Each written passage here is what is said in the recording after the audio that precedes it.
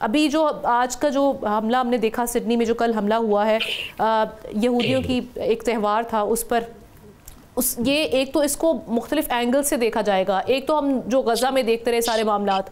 उसके बाद ऑब्वियसली फिर हम किस तरह से कह सकते हैं कि ये लोग अब हर जगह अपने आप को महफूज समझेंगे, पूरी दुनिया में अब ये सारे मामलात खुलकर सामने आएंगे। दूसरी चीज़ ये कि हर बार मज़हब से जोड़ देना, हम उन चीज़ों को हाईलाइट क्यों नहीं करते जहाँ पे कोई वाइट लोग, सफ़ेद पोश जो हैं, सफ़ेद लोग जो हैं, सफ़ेद रंगत वाले लोग, वो जब हमलावर निकलते हैं तो उसको उस तरह से हाईलाइट नहीं किया जाता। लेकिन अब तो ये सोशल मीडिया का टाइम है, बार बार अब ये जो नैरेटिव है, आप समझते हैं ये चल सकता है? ये चल तो नहीं सकता है, लेकिन बात यह है कि सोशल मीडिया पे जितनी ज्यादा कंसिस्टेंसी और जितनी ज्यादा तवालत के साथ उसको प्रोपेगेंडा किया जाता है, लोगों का जहन उसी तरफ जाता है। और साथ में इवन मेन स्ट्रीम मीडिया, आपने कल देख लिया कि जिस तरीके से इंडियन मीडिया ने और इजरायली मीडिया ने उठाया वो जो नाम आया था पहला नवीद शेख का, तो उसको पाकिस्तान से फौरन जोड़ दिया गया, जब तक कि चेजा के उसकी अपनी वीडियो जब आई कि जी मैं तो ये हूँ और मैं इंजीनियर हूँ, मैं अपने घर पर हूँ, तो मेरे साथ एसोसिएट ना किया जाए। तो बात यह है कि जब जिस तरीके से सोशल मीडिया को इस्तेमाल किया जा रहा है, जिस तरीके से भारत ने इन्फो लैब कोई 700 के करीब बना के 100 से ज्यादा ममालिक में फैला के जिस तरह एक तवील अरसे तक अपना सिलसिला जारी रखा प्रोपेगेंडे का हमारे खिलाफ, चाइना के खिलाफ, वो पकड़ा गया, वो भी यूरोपियंस ने उनको पकड़ा। तो ये बात भी दुरुस्त है कि जो 57 ममालिक ओआईसी के हैं, उनके पास कोई ऐसा चैनल नहीं है बड़ा जो कि वेस्ट में इस काउंटर नैरेटिव को, इस्लामोफोबिया के काउंटर नैरेटिव को का प्रचार कर सके। उसमें किसी जमाने में महातीर साहब ने एक इनिशिएटिव लेने की कोशिश की थी, लेकिन वो वहीं खत्म हो गई। जितनी इसमें जरूरत है दुनिया को बावर कराने की, उतना नहीं कराया जा रहा है। दूसरी बात यह है कि अब ऑस्ट्रेलिया का जहां तक ताल्लुक है, ये क्योंकि यहूदी त्यौहार था जिस तरह आपने बताया, और उसका नाम है हन्नुका त्यौहार का, जो कि सेकंड टेम्पल की दिए जलाने का है, जो 8 दिए जलाए जाते हैं, तो उसमें वो त्यौहार मना रहे थे। और उस त्यौहार मनाते हुए एक जुनूनी शख्स जो कि अपने आप को आईएस का यानी कि इस्लामिक स्टेट का से इन्फ्लुएंस नुमाइंदा गर्दाना जाता है और अपने आप को कहता है, उसका बेटा जो जिंदा है उसके जरिए इन्वेस्टिगेटर्स को शायद ये बात पता पड़ी हो। तो बात तो ये है कि अगर जहन साजी किसी की हो गई, किसी वजह से हो गई, तो उसको सिर्फ इस्लाम से जोड़ना। अब अगर ऑस्ट्रेलिया की ही बात की जाए या अमेरिका की बात की जाए या यूके की बात की जाए और एदादो शुमार का मुवाजना किया जाए, तो अमेरिका में तो गोरे जो है उन्होंने ज्यादा इस किस्म के अटैक्स किए हैं जिससे लोग ज्यादा मारे गए हैं, जबकि मुसलमानों का जो है उसमें कंट्री यानी कि इस ऐसे अमल में उनके मुकाबले लेकिन अगर किसी भी अटैक में किसी मुसलमान का नाम आ जाए तो फिर एक तो मुस्लिम ममालिक के लिए सख्तियां बहुत बढ़ जाती हैं, सैंक्शंस लग जाती हैं, और फिर जो अगर वो कहीं ट्रैवल करके पहुंच भी जाएं, वीज़ा लग भी जाए, तो उसके बाद जो जिन प्रोसेस से, जिस तकालीफ से गुजरना पड़ता है, उसकी कोई बात नहीं करता। जी हाँ, देखें अभी इस वक्त पाकिस्तान के कोई 88,000 के करीब ऑस्ट्रेलिया में लोग हैं, इसी तरह बाकी मुसलमान ममालिक के हैं, इसी तरीके से कोई 60,000 के करीब अफगानी उधर मौजूद हैं। ज़ाहिर है सारों पर सख्ती आ जाएंगी, जिस तरह के आपने देखा कि असाइलम सीकर जब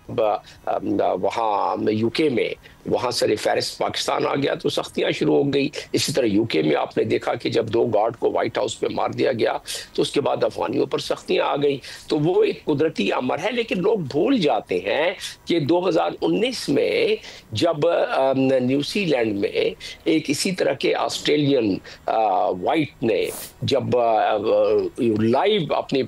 करके उसको दिखला के पूरी दुनिया के 51 अफराद को 2 मस्जिदों पर बार बार जाके हमला करके, तो वो उसको ठीक है उम्र कैद हो गई, वो अच्छी बात है उसको, लेकिन यह है कि उसका जिक्र नहीं किया जाता कि वो एक टेररिस्ट था। और इसमें बात यह है कि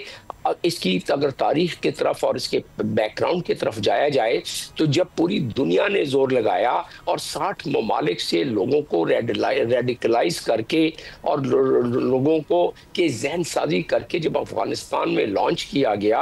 और उसका पूरी एक स्कीम जिसको कि 60 ममालिक से भर्ती किए गए तमाम लोगों को और लाके छोड़ा गया, तो हिलरी क्लिंटन कहती हैं जब उन्होंने टेस्टिफाई किया अपने फॉरेन कमेटी के सामने कि हमने इनको इस्तेमाल किया और हाथ झाड़ के, ये वीडियो मौजूद है, हाथ झाड़ के वापस आ गए और इनको हमने डीरेडिकलाइज नहीं किया। देखिए सऊदी अरब में किस तरह कितने खूबसूरत और अच्छे अंदाज में डीरेडिकलाइज कर दिया, जिस तरक्की की तरफ वो गामजन है। तो हमें देखना पड़ेगा कि वो ममालिक जिसमें इस किस्म के उनसर किसी वजह से भी पाए गए उस वक्त के हालात और वाक़यात के मुताबिक, तो अब उसे दुरुस्त करना ज़रूरी है। लेकिन आपका पहला नुक्ता बड़ा कलीदी है, बड़ी अहमियत का हामिल है कि लोग मुसलमानों की तरफ उंगलियां उठाना शुरू कर देते हैं। ये जो मैसेकर हुआ, ये जो जेनोसाइड गाजा में हुआ, उस पर बात कम की जा रही है और इसी को जिस तरह नेतन्याहू ने एक जवाब बना लिया, हालांकि उसका स्टेटहुड से, पैलेस्टीनियन स्टेटहुड से इस इंसिडेंट का क्या लेना देना हो सकता है। किसी किस्म की कोई मंतिक नहीं है कि उसको इससे जोड़ा जाए, क्योंकि तो एक चीज उनका एक एजेंडा है इजराइलीज का, उसके साथ भारतीयों का एजेंडा मिल जाता है। ये प्रोपेगेंडे में बिल्कुल इसी प्रोपेगेंडे के हवाले से मैं यहीं से नुक्ता लेकर आगे शाम साहब की जाने बढ़ती हूँ। एक सवाल अगर इजाज़त दे तो आमना मैं डॉक्टर साहब से पूछूं। डॉक्टर साहब, ये अभी देखें तेहरान में जो कॉन्फ्रेंस हुई है वहाँ पे बड़ा वाज़ेह तौर पे उन्होंने कहा है कि जी ये हमसायों के ख़िलाफ़ जो सरजमीन इस्तेमाल हो रही है अफ़गानिस्तान को, उसको रोकने की ज़रूरत है। ये आपको कितना लगता है कि फ़ैसला बड़ा और किस हद तक के अफ़गानिस्तान के लोगों को मजबूर करेगा कि वो लाइन जो हिंदुस्तान की लेना शुरू की है और उन्होंने इजराइल की लाइन शुरू की है पाकिस्तान के ख़िलाफ़, इसको वो रोकेंगे? नहीं, ये ट्रायो जो है जिसमें इंडिया और इजराइल यानी भारत और इजराइल का तो जो शुरू से गठजोड़ है, अब उसके साथ भारत ने मिला लिया है अफगानियों को, जो कि उनके लिए भी नुकसानदेह है। लेकिन रहा सवाल तेहरान के इस फैसले का, ये वही फैसला है जो दोहा में हुआ था, ये वही फैसला है जो कि 5 मरतबा फॉरेन मिनिस्टर्स की meeting Russia, China, Pakistan, Iran और रशिया, चाइना, पाकिस्तान, अफगानिस्तान और इसके अलावा जो मीटिंगें होती रही हैं अफगान के साथ, अफगान तालिबान के साथ, ये उसी का एक अयादा किया गया है। क्योंकि अफगान तालिबान ने ये तो खुद लिख के दिया था ना, किसी और ने तो नहीं दिया था। 2 एग्रीमेंट के सफ़ा 2 पर कि जी हम अपनी सरजमीन किसी भी दहशतगर्द तंजीम को इस्तेमाल होने नहीं देंगे, और उसी का एंडोर्समेंट सिक्योरिटी काउंसिल ने सितंबर 2021 में की थी, उसका अयादा किया गया। लेकिन आप देखें सितम ज़रीफी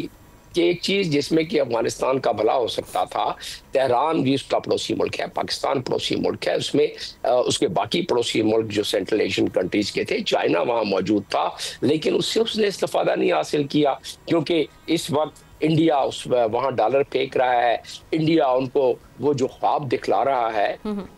उस ख्वाब के शहर में कहीं आ गए हैं वो, जिसकी वजह से उन्होंने एब्सेंट होना ऐसे इंपॉर्टेंट फोरम से एक इंडिया देने के बाद कि जी ठीक है हम अटेंड करेंगे, तो उससे वो खुद इस बात की गवाही देता है कि अभी अफगानिस्तान में ये बात जो उनकी लीडरशिप है वो नहीं चाहती कि इस वक्त जो दरअंदाजी है उसको ख़त्म करने में मावनत करे। ये तो टर्की ने और दोहा ने भी कहा था कि अगर आपको अपने उनको कंट्रोल करने में कोई दुश्वारी है तो हमें बताएं, हम आपकी मदद करेंगे। पाकिस्तान ने कहा था कि हम आपकी मदद करेंगे कि अगर आप दहशतगर्द ग्रुपों को 67,000 अफराद सीरिया से मूव करके, ये मेरी बड़ी मुसद्दका खबर जिन हलकों के पास एदाद शुमार है उनसे मैंने ली है, वो टेररिस्ट मजीद आ गए अफगानिस्तान में, तो ये अफगान तालिबान की मर्जी के खिलाफ तो नहीं आ सकते। तो इसका मतलब यह है कि पाकिस्तान पर दरअंदाजी करने की ये सोचते रहेंगे, लेकिन पाकिस्तान ने बड़ा मुस्तहकम ये फैसला कर लिया है कि इसका जवाब अब मजबूरन देना पड़ेगा। हमें सब्सक्राइब करें और बेल दबाएं ताकि कोई खबर रह न जाए।